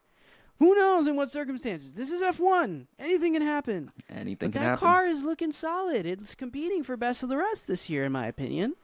So we'll see if they can continue that development track. I mean, testing looked pretty solid. We haven't really gotten to testing. We'll get to that in the next episode. But, damn, I think Carlos Sainz is really going to have something to prove. You know, Ferrari, I get it. Business is business, but he didn't deserve to leave that seat. Like you said, he was competing with Charles Leclerc. Debatably, if this Ferrari car is as good as we think it is, shoot, he might have been competing for the title this year. Who knows? But the situation has changed, and I think Carlos really needs to show that he deserves to be at the top. And as a result, he might take Williams with him. Who knows? I mean, that is what I am hoping for. That's what I'm hoping for. I think, funnily enough, I think Carlos Sainz is kind of in the same position that Lewis Hamilton is in this year, where they're kind of just in their crash out mode. Carlos Sainz, I think, I'll also say, I also think Carlos Sainz will win a race this year. Let's go. Out of pure determination and fuck you energy. Oh my God, a Williams at the top step. Who would have thought? That will Not be me. Me neither. That would be pandemonium. But yeah, Oh my God. Carlos Sainz, I mean, he's stepping into Williams, which as much as we root for Williams, we just know that they're not Ferrari. No. And I don't think he deserved that at all, although I get it and I understand, because it's not every day that you get to sign Lewis Hamilton to be a driver on your team. Let alone at Ferrari. Let alone at Ferrari. I mean, it was a historic move for both the team and Lewis to go to Ferrari, and one of those drivers had to get kicked, and it was never going to be Charles. It was never going to be Charles. It was never going to be him. So unfortunately, Mr. Carlos Sainz Jr. did get the axe, And like you said, he did wait. He really did take that season to prove himself and put his name out there to the grid that he deserved to stay and he deserved a spot in Formula One. Now, unfortunately, he ended up at Williams, which, although we do hope and we pray and we think that he will be able to will that car to a win this year, if not a podium, we'll just have to see. We will have to see. And I'm really, really, really excited to see the inner team battle between Alex and Carlos this season. That's going to be real fun. Absolutely. Oh, yeah. All right. We've talked about the new faces. We've talked about the not-so-new faces. Let's talk about the new cars. Yeah. We're going to rate the designs that have been released at the O2 Arena in London. And we're just going to... How about we go from bottom to top of last year's constructors, shall we? Let's do it. So we're going to start with the new Sauber car. We're going to rate these from 1 to 10. And we can just, I guess, give a brief explanation as to why we rated what we rated the cars. For me, and this is the only one that is rated this rating on the list for me, the Kick Sauber is a 1 out of 10. This thing is... I'm sorry. I could make this in MS Paint. I don't even know how to use Lightroom. I don't even know how to use Photoshop. I think I could have done this in maybe 25 minutes. This thing is ugly as hell.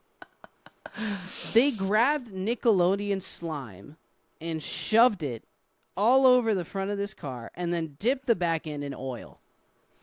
This thing is gross. It doesn't look good. I don't know who thought this was a good idea. And on track, it looks even worse than the car that they presented at the F175 launch event. It looks... The green isn't even the same. It's a terrible car. And I'm not trying to curse because I want this video to be monetized. But god damn it, that thing is ugly. It's ugly. I rest my case. Give me a law degree. Jesus Christ. Oh. I laugh so hard because I agree, and literally at my notes right here it said Kick Sauber 1 out of 10 gross. That was the only thing that I wrote. Yes. Right. I mean, yeah, what else can you say? The What thing else is can you say? it's ugly. I hate that It's like really fluorescent ugly. green color and the fact that they have to do this weight saving with the paint and half of the car is carbon fiber. Oh, it just is so lazy. So lazy. Like, and they Yeah. just promoting online gambling. Like, come on, man. If you're gonna gamble, be a man and go face your cards at a real casino. Am I right? Yeah, God. yeah, just I don't need any more unfortunately. Drake ads. I don't need any more Aiden Ross ads. Okay. God, I'm honestly happy this thing is gonna be at the back of the grid. Not because, I think Bordoletto or Hulkenberg deserve it, but merely off the fact that this thing is ugly and I don't like what it promotes. Yeah, That's I all. think that whole team and all of the fans of Formula One are just waiting for 2026 when it turns into Audi and they can actually look good and hopefully perform good. Because It wow, would be so incredible if they did the same thing that they did with like the LMP1 cars back in the early 2000s, that they were chrome with the red accents. oh yes, Ooh, I love a good chrome car. dude, that would be crazy. But that's in the Crazy. future. We're in the present. We are. And so we're going to move on. We're going to go to the next team that finished 9th. We're going to go to the Williams car. I rated the brand new Williams livery an 8 out of 10. Ooh, okay, This okay. thing is hot. They did the gradient. They actually hired someone competent and did what Sauber could not and made a fire gradient. That the multiple layers of blue are just so nice. And of course, the iconic Duracell on the intake, it's just perfectly placed. Whoever was the marketing person at Duracell, by the way, that thought of putting the battery there is a genius. That just looks like it belongs there. You can't not have it anymore. Oh my God, that car is just, it's so simple. It's beautiful. Perfect. If the only thing that's taken away is that I feel the sponsors could be placed a little better. That's my only critique. That's why for me it's an 8 out of 10. Other than that, wow, what a beautiful car. Yeah, I absolutely agree. I rated it a 7 out of 10. Okay. I think the blue is beautiful. I think it's simple. It's sleek. I mean, yeah, like you said, the sponsor placement could have been maybe a little bit better, but I totally understand that it's hard to put sponsors on a car and make it look good, especially if those sponsors' logos don't match with the color scheme that you're going for your car. But you know, all of that aside, I definitely really enjoyed the blue. I've always really liked the Williams blue. My favorite Williams livery is back with the Martini days when they were sponsored by them. That white, blue, and red was beautiful, but we're talking about the current one right now. The blue is beautiful. The Duracell is beautiful. I love how just simple, sleek, it looks fast. They got to give the Duracell guy that came up with that a raise. Seriously. Yeah. He has to get like stock options or something. Perfect marketing placement. Like, he made Duracell so much money just by putting that there. And it's or she. Who knows? Or she. He or she or they. Or they. We're inclusive here at Star Stripes and Sectors. We are. Right? Now, we're moving on to number 8 in the constructors. That would be V-Carb, now Racing Bulls, with, for me, Jacob, you might hate me for this. I initially rated it a 10 out of 10. Okay. However, I, last minute, just now, changed my mind. I give the V-Carb, now Racing Bulls, a 9 out of 10. Why is that? One reason. The more I look at it, the more I hate the little blue bulls at the back. That's my only... Interesting. That's my only thing. It just doesn't look like it. It just doesn't work for me. The rest of it is... It harkens back to that Japan tribute livery that they did for Turkey a couple years ago, as you remember. The Red Bull main team. Mm-hmm. And we haven't had a white car other than the Haas, which is more of a black and white car. Yeah. We haven't had a white car in I don't know how long. Maybe like the original Sauber Alfa Romeo, or, you know, you'd have to go back to like maybe BMW when they were still on the grid, or like Toyota, or the Braun car. We haven't had a white car in a long time, and this thing, both as presented and on track, looks hot. This thing is FIRE, capitalized, italicized, bolded, underlined. It is fire. Fire car. Whoever designed this, bonus. Visa. Bonus. Visa, Cash App, stocks, bonus, company car. Give it all. Rolex. Rolex. Give it to no, everything. it's A tag hauer? Tag heuer? Yes, a tag. Give him a tag. Wow, what a car. Beautiful. Oof. My only critique, the little bulls. That's it. That's my only thing. That's my only gripe. Other than that, fire. Fair. I gave it a 10 out of 10. I definitely think it's the best looking car on the grid. I personally really like the little blue bulls. I think they're cool. I think it's a very interesting way to add like a gradient onto the car, and I just think it looks beautiful. I don't even care how fast the car is. It's so nice. It's so good to look at. It looks so good. And especially with the name change, because V-Carb was terrible. Thank God. The Racing Bulls, they are here to stop the fashion shows. They might not stop the timing sheets, but they will stop the fashion shows. Yeah, 10 out of 10. The worst part is that we're probably gonna barely see this car this year, and that's genuinely sad. But Very. hey, it's a damn good looking car, and It is. whoever made it, I am proud of you, person. Next, the team that finished seventh. No, the team that did finish seventh. Yes, that would be Haas. Haas, the good old American give- boys. Yes, my team. Ugh, the Haas boys. I'm feeling real excited about Haas this year. In terms of the livery, I give it a 7 out of 10. It's good. I would have kind of redistributed the black a little bit. I think it's a little too much. I think they could have inverted some colors here and there. But I think it looks good. I mean, it does what it's supposed to do. It's supposed to brand the Haas manufacturing group, and, it does the job. I think it looks good. Yeah. I gave it a 5 out of 10. Oh, my God. It's not bad, and it's not great. It's Okay. just average.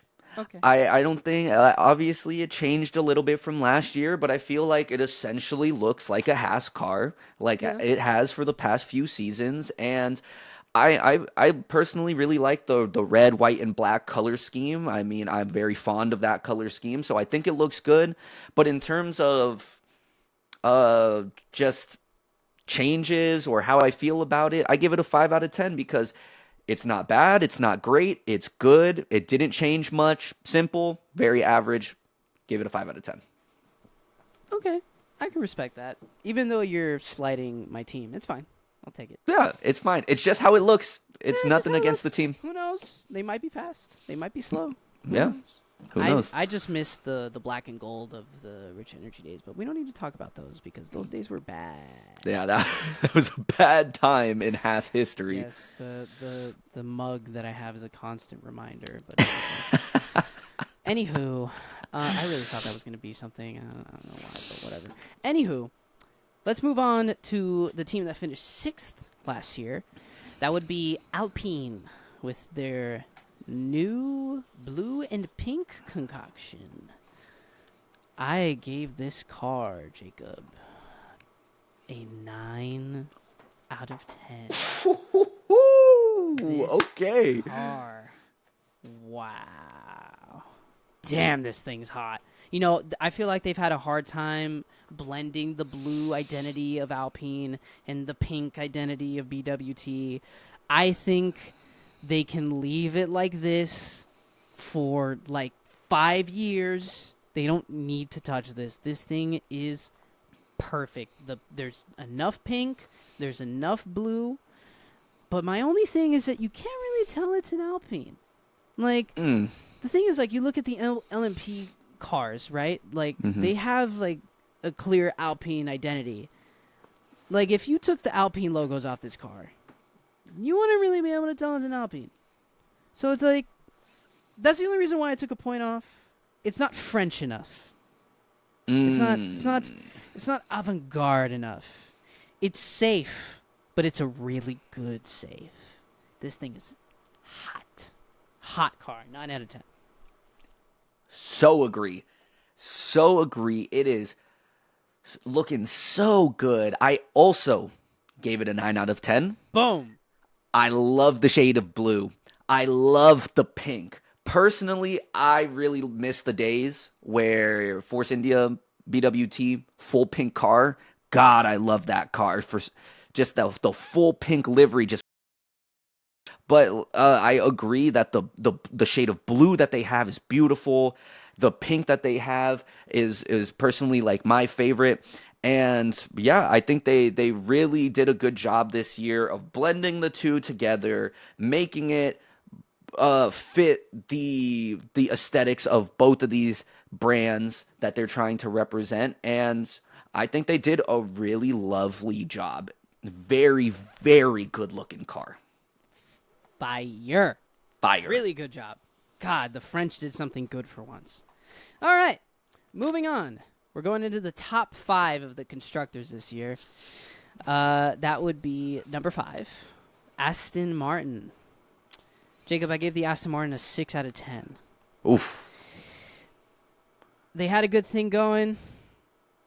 This car doesn't look good, in my opinion. They changed the green again. The logos, the same thing, messy.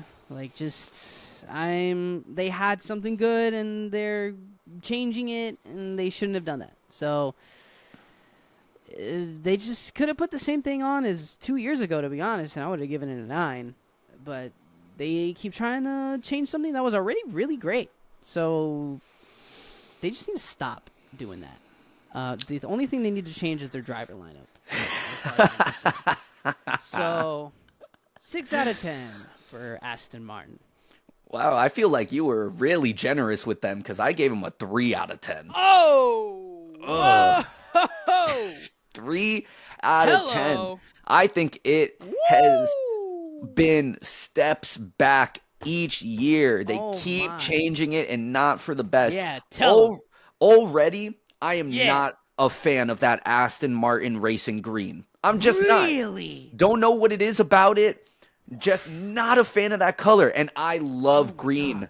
I love green. I love green cars, especially that like pearlescent green that they really are trying to go for. But I just don't love it on the Formula One car. I don't know what it is. I don't love it on the Formula One car. They took a step back this year. They took a bunch of the green off, left just exposed carbon fiber, probably to save some weight. Yep. And I just think it looks terrible. Yep, I know that Aston Martin car is fat, just like Lawrence Stroll's pockets. Sometimes you win some, sometimes you lose some, don't we, Jacob? Yeah. Don't we? And they be losing. They do. They do. No, they be losing. Moving on to number 4.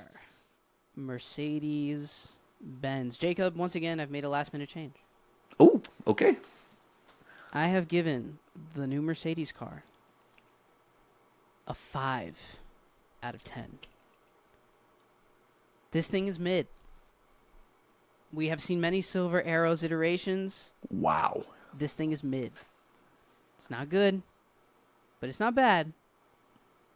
It's just mid.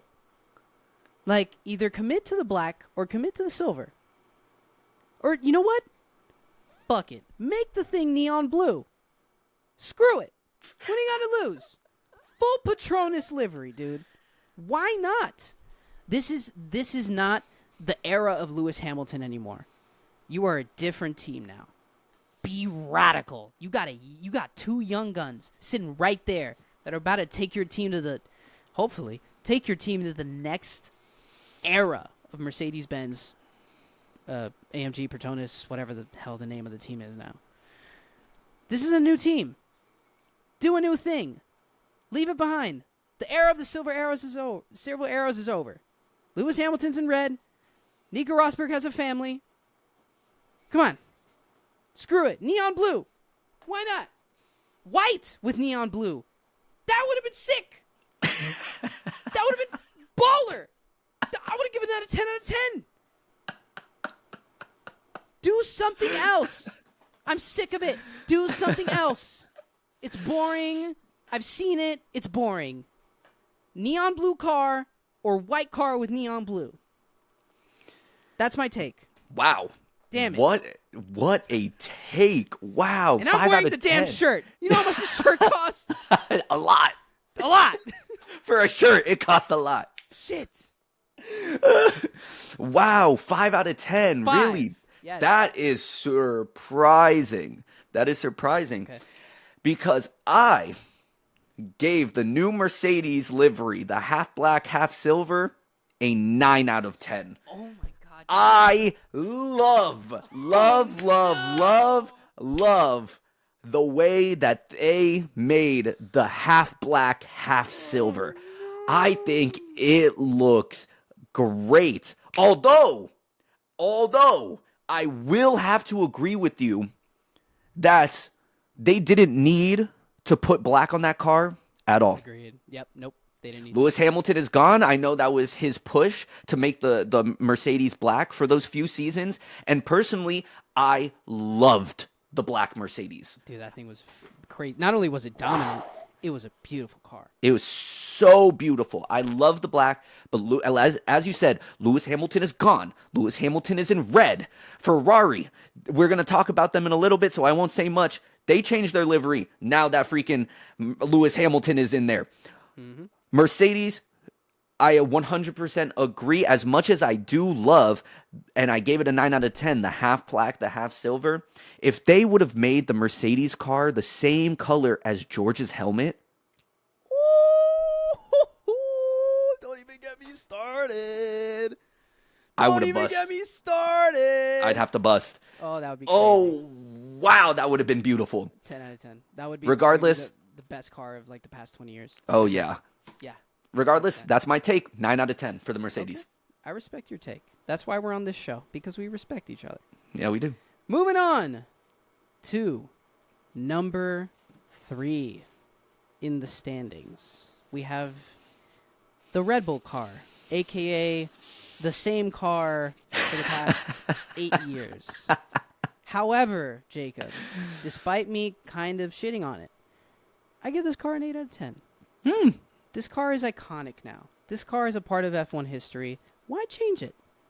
If he's going to keep dominating, he's going to keep winning in the thing, damn, people better remember the car. So shit, keep it the same. 8 out of 10. It's an iconic design at this point. Why change something good? Unlike Aston Martin, that keep changing something good and making it bad. Yeah. Keep a good thing going. Why not? Great point. If it's not broke, don't fix it. And I think Red Bull has so heavily leaned into that in terms of their livery design that you can't even hate on it. They stand on business. They stand on that branding. But personally, I gave it a 5 out of 10. Not because I don't like it. I agree. I like the way the Red Bull car looks. It looks great. It's iconic. But I give it a 5 out of 10. 5? Because nothing changed. Okay. Nothing changed. All right. So I gave it a 5. Fair. Okay. That's fine. Yeah.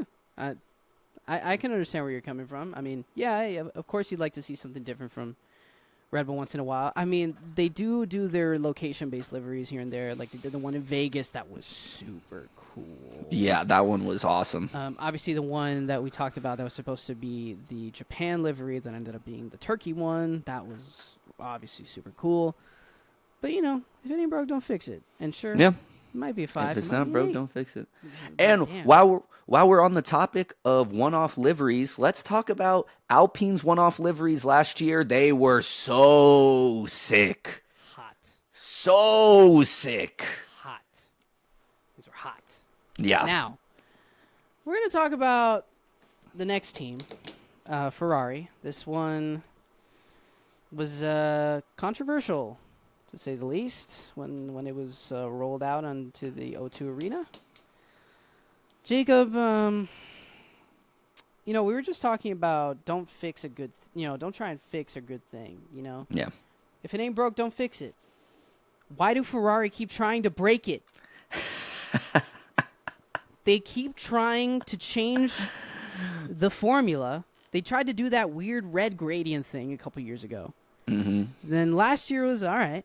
And then they had that red and black car that looked fire. They should have just kept that for, honestly, this regulation change. What the hell is this thing? I mean, what is that white stripe? What is that? That's not... The marketing logo for HP is black. Why did they do that? Why did they do that? Jacob, despite this atrocity, I mean, it's good marketing because we're talking about it, right? Now we're just talking about HP. I gave it a 3 out of 10. And maybe that's a little generous. But the only thing that's saving it is that it is a Ferrari, to be honest. Iconic. Wow, that white thing is... Oh, it's an eyesore. And frankly, I hope they do some sort of one-off livery so that I don't have to think about it. But... Oh my God! I hope HP get their money's worth because they made the Ferrari not nice looking. For sure, it's not a good looking car. Unfortunately, I have to agree. I was a little more generous with my rating. I gave it a 6 out of 10. And the reason why I did that, right? I gave the Red Bull a 5 out of 10 because nothing changed. So I kind of came at it from the same perspective. I said, okay, pretty much nothing changed on the Ferrari, right? I gave it a 6 because personally I really do like this new darker hue of red that they have. I Does look think really good, yeah. it looks really nice. It looks like just bloody and just like ready to rip a racetrack apart. But that white stripe, wow, does it look terrible. Now, I saw some people going and saying, like, oh, you know, like, I know that they had to do it for the HP logo, and it's kind of a callback to the Michael Schumacher days when they were sponsored by Marlboro. No, it's not. No. Let's not get it fucking twisted. It does not look like a Marlboro advertisement whatsoever. First of all, it's not even angled the right direction. It's angled in the wrong direction. It's going the opposite way of the silhouette of the car, and it makes it look slow. It makes it look like it's stuck. It's stuck. It's slow. It's terrible. I don't know why they had to add a giant billboard-sized white stripe that goes the opposite way in order to fit an HP logo that is this big, that already has a white border around it, by the way. Already has a white border around it. Why they needed to do that to make it legible, I Just don't. keep the car red. Just keep it red. Just keep it red. Just keep it red. So, for that reason, I give it a 6 out of 10. I really like the new hue, but everything else about it, just blah, blah. Very, very blah. And then we have the Constructors' Champions. We have McLaren. The Papaya Boys. The Papaya Boys. Now, I'm not going to lie to you, Jacob. When this thing came on TV, I thought the black was chrome because of the lighting from the stadium. It made it look like it was chrome. I almost died inside. I was like, oh my God, we have an orange chrome car. We have an orange We're chrome. so up. And then they went to the side ankle, and it's carbon fiber. And I'm like, okay. One of the greatest heartbreaks of my life. Yeah, it sucked. Now, essentially what they did is took the Monaco livery, they dragged it over, and then they just made the white parts black, which is fine. It's cool. So, and, you know, they're trying to stay, like, consistent with the branding, kind of similar to, you know, Red Bull and Ferrari and Mercedes and them. So, I think it's a good-looking car. I don't have anything against it. It's not messy. You know, everything seems like it's in the right place. 7 out of 10. I think it's a good-looking car. And that's kind of it. Like, it's just good-looking. It's kind of like how I feel about the Haas. It's just good-looking. I disagree. Oh. I gave it a 4 out of 10. I think if they wanted to, I think you got to really commit to the color. I think there's too much black. There's too much carbon fiber. Too much carbon fiber. If you were going to stick with the papaya, make the whole thing papaya. But I'm already not a fan of the papaya color to begin with. I've been wishing and hoping for years that they would go back to a chrome livery, because personally that was my favorite livery out of all of the ones that I've seen over the years. That chrome McLaren livery was just something to behold. I wish they would go back to it. I'm not a fan of the papaya. I give it a 4 out of 10. Okay, I respect that. Yeah, maybe you're right. They're contending for the title. They should do a little something. Why not? It's the last year of the regulation change. YOLO. That's a fair argument. Now, before we end this episode, I just wanted to have a little quick conversation about the upcoming title fight. Just a very brief conversation before we start working on episode 2, which would be talking about everything about testing and some of our predictions. Woohoo! Look out for that one. Oh, yeah. So, let's talk a little bit about this year's fight.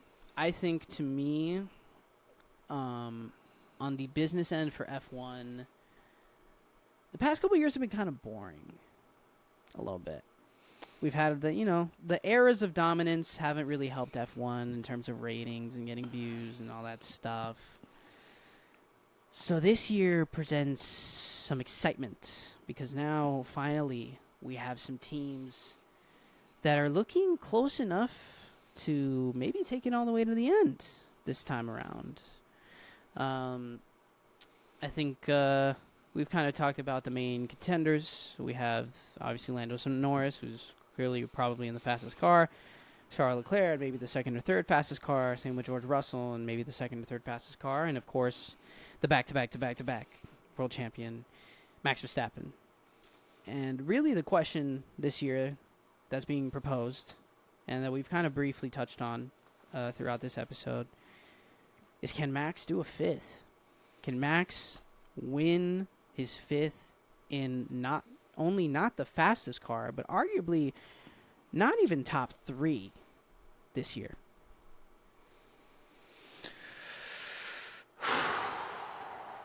Can he win the fifth?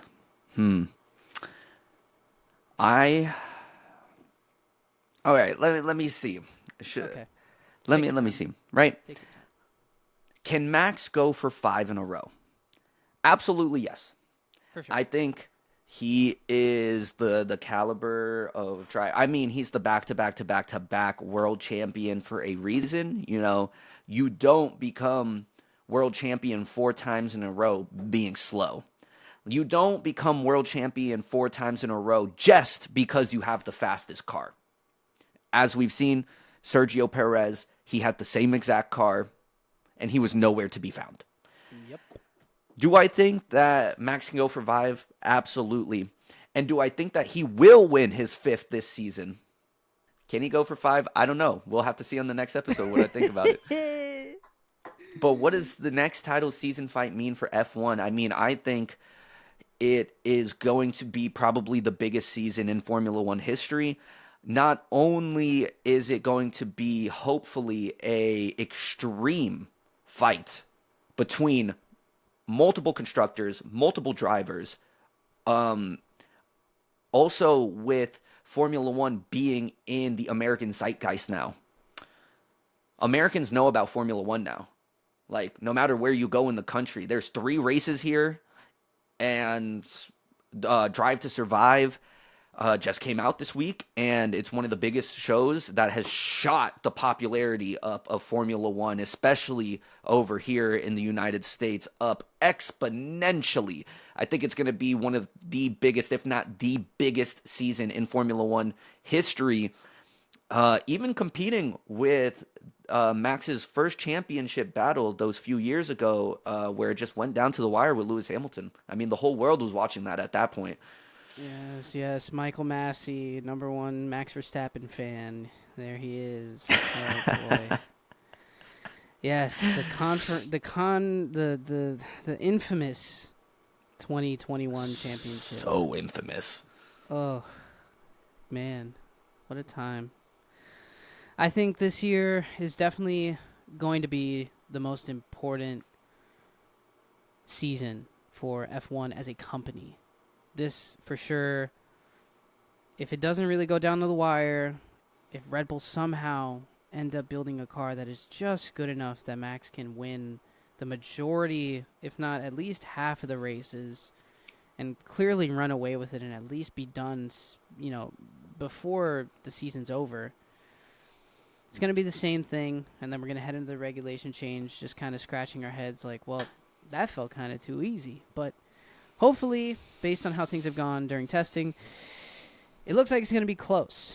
And like we kind of mentioned before, it's going to be a year to prove for Lando Norris and Charles Leclerc. They need to really show that they have the mettle and the guts and the championship mentality to take it to somebody like Max Verstappen that has literally won the championship in every single possible scenario other than this one.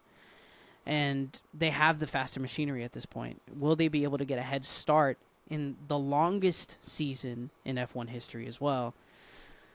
Will they be able to compete until the end and beat out 5 in a row for Max Verstappen? Only time will tell.